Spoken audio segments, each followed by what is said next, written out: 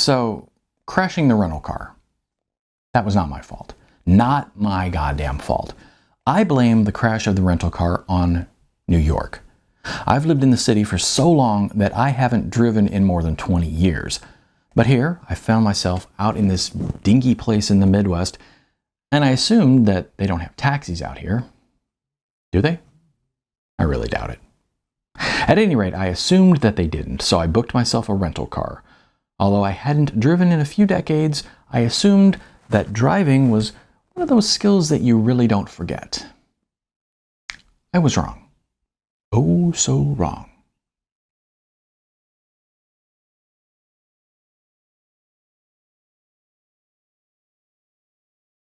Hi, I'm Neal A. Yeager, and today I'm reading from my novella, The Next Seattle, Memoir of a Music Scene.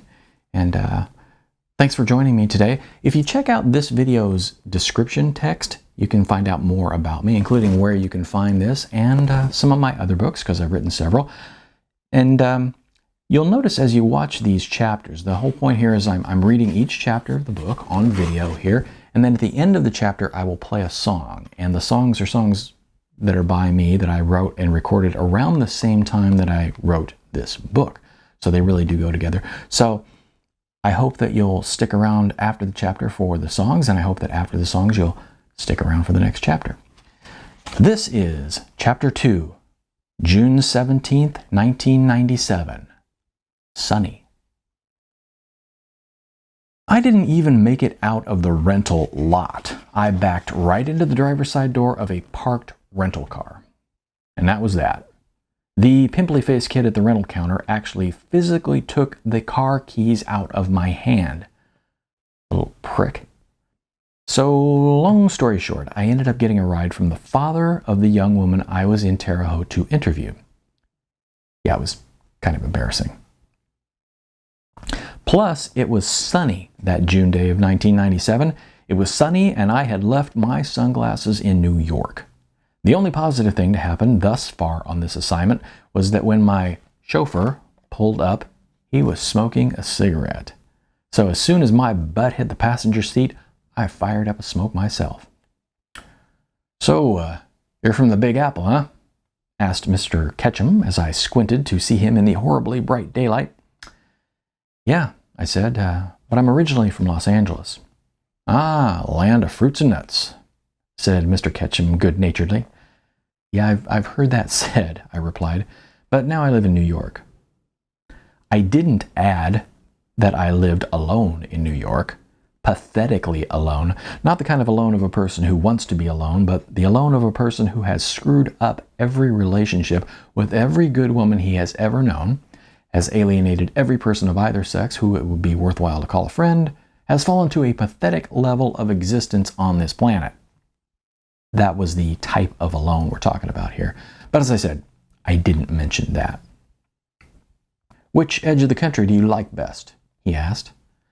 Well, except for the fact that the weather is quite often a bitch, I much prefer the East Coast to the West. Murmured Mr. Ketchum. Never been to either coast myself. We go up to Canada for a fishing trip every few years, but that's about the extent of my traveling. Maybe one of these days. Soon we were passing through some signs of civilization, a small shopping center, then on through mainly residential areas. I could see a few taller buildings off in the distance above the treetops, and I guessed that we must be nearing this alleged city. Now, coming as I had from New York, I had the New Yorker's tendency to view any city that didn't have gigantic buildings stacked one against another as being, shall we say, nowhere. But I had to keep in mind that even in these days of exploding populations and paving over forests to build condos, America is still a nation of small towns. Take a cross-country drive sometime and this becomes readily apparent. America is mostly gaps. Huge expanses of land punctuated by tiny clusters of people. So who's your daughter auditioning? I asked. Hell if I know.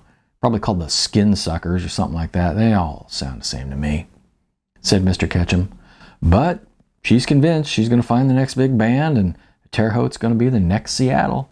You stick around very long and you'll hear her say that damn phrase at least once or twice. Terre Haute's going to be the next Seattle.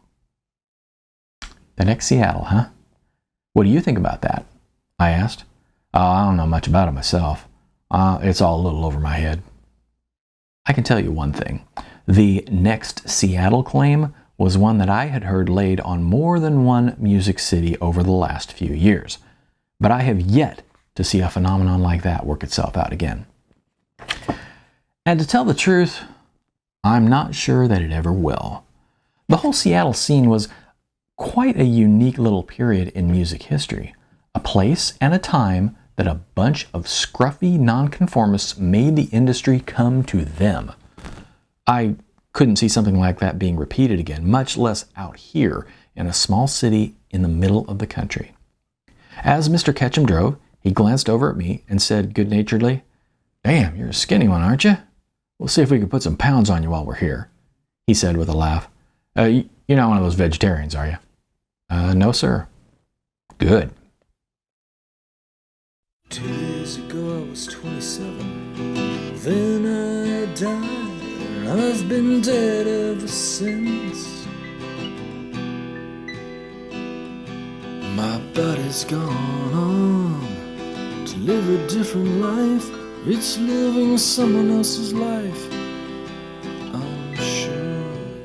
And I don't know why the sun keeps shining. I don't know why I keep breathing. Can you tell me, is there a damn thing sacred?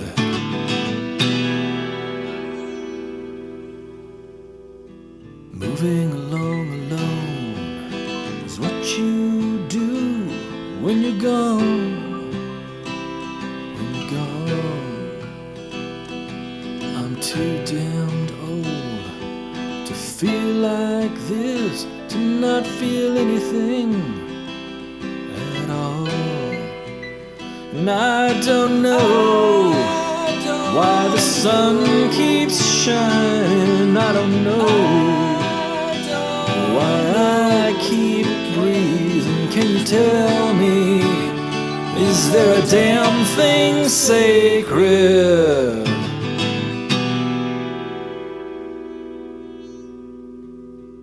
Nine and 2/3 woke me up for a moment or two. We'll see. To feel something missing, to feel something at all. Things are in the wrong place again. I don't know why the sun keeps shining. I don't know why the hell I keep breathing. Can you tell me, is there a damn thing sacred? No, I don't know why the sun keeps shining. I don't know why I keep breathing. Can you tell me, is there a damn thing sacred? 2 days ago I was 27, then I died. I died. My body's gone on to live another life. I'm living someone else's life, I'm sure.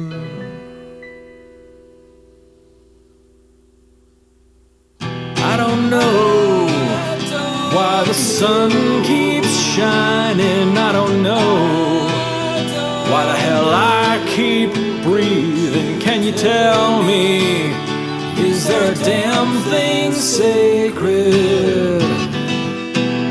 Can you tell me, is there a damn thing sacred? Can you tell me, is there a damn thing sacred? Can you tell me, is there a damn thing